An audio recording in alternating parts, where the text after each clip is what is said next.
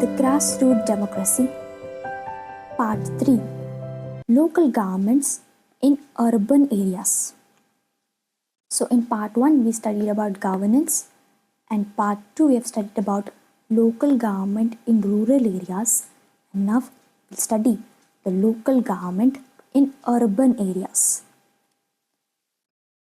I desire that a full-fledged local body should be immediately formed so that people may know readily what is an administration, what are the franchise, what are the powers, what are the rights, what are the privileges in a small sphere, in their own town, in their own villages.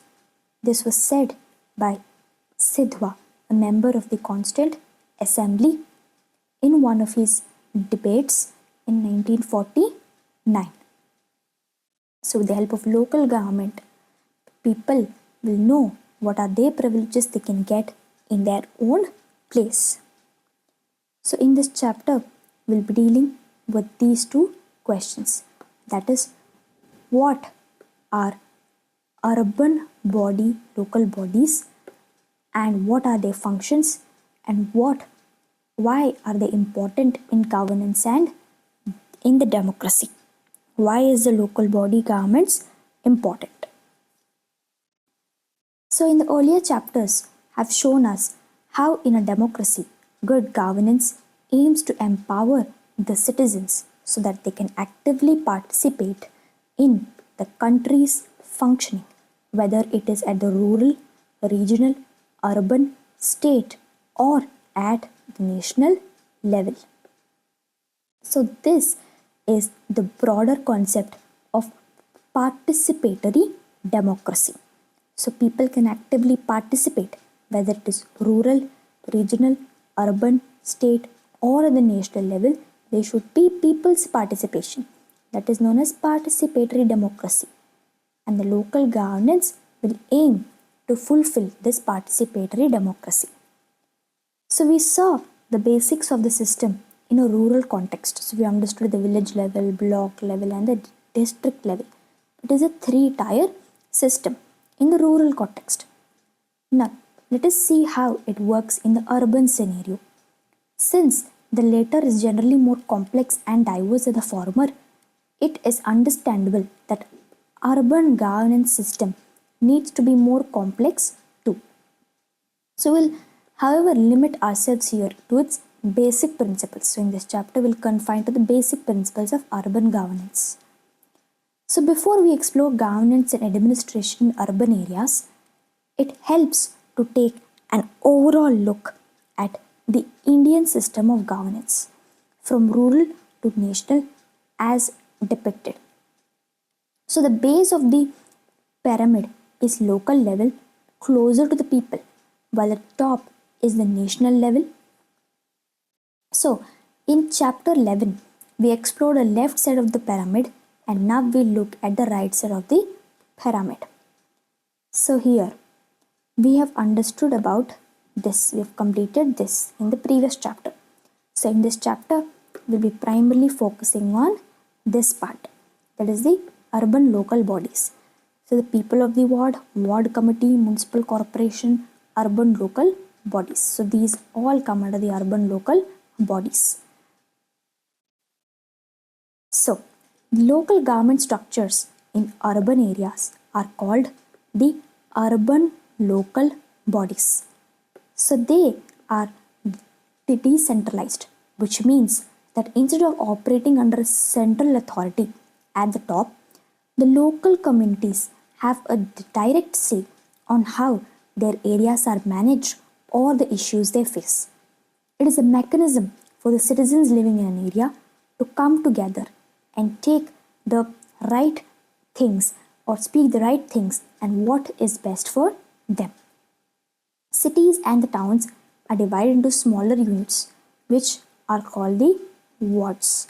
So the cities are divided into smaller units, which are called the wards, and the ward committees facilitate the activities such as conducting the health camps, organizing a campaign against the use of single-use plastics, and so on. So if we have a larger city, first it will be divided into wards for easy governance so that the problems can be resolved more quickly. And there will be ward committees for every ward. And they also keep an eye on anything that might go wrong, a water leak, blocked drain, damaged road, etc., and report such problems to the authorities. However, the precise functioning of the ward will change from state to state depending on the rules they make. So, as in the case of Panchayati Raj, also here also the functioning may be different from one state to another, but the overall thing is that they will have the same concept. So, altogether, the urban local bodies are responsible for the range of functions that is helping in taking care of the infrastructure, maintaining the burial grounds, garbage collection, deposition, and checking the implementation of government schemes, collecting local taxes and fines, and so on. So, these are responsibilities of the urban local bodies. So, they also have some role in planning for the area's economic and social development. However, for those bodies to be able to perform their functions efficiently, so the people living in the city must also perform their duties, which means that they have to show care and concern for their area. That is, you have to remember the participatory democracy. So each and every person should be responsible about how they actually do the works in their area. For instance, if the people carefully follow instructions regarding waste segregation, garbage collection becomes easier. So if they notice a water leakage in a street, reporting it promptly will prevent further wastage of the precious water. So it is the authorities who need to work as well as the people who should help the authorities to work and make it easy for them so that functioning will be much better. So these are the services under the Indore Municipal Corporation. It is almost the same in all the municipal corporations, but they have given specifically about Indore. So as we see, Chennai and Indore have municipal corporations at the top of their urban bodies. So only cities with a population of above 10 lakhs have a municipal corporation. So it is important to remember that if a city has a population more than 10 lakhs, then there will be a municipal corporation, also called the Mahanagar Nigam, as their highest bodies. So between 1 to 10 lakhs, the highest body is municipal council, which is the Nagar Palika. So if it is less than 10 lakhs, then it will be under the municipal council. But if it's more than 10 lakhs, it will be under the municipal corporation. It is important to remember the difference between municipal corporation and municipal council.